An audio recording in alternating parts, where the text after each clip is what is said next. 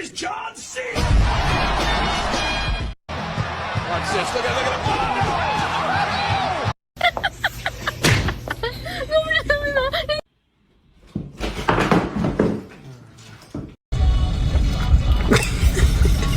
Sunday, every man for himself. Oh, KO! Goodness!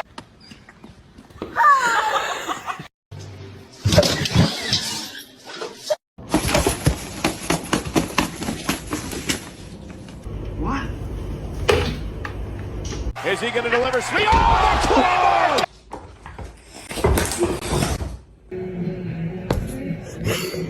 I'm not gonna say it! Why won't you adopt me? Because you're black!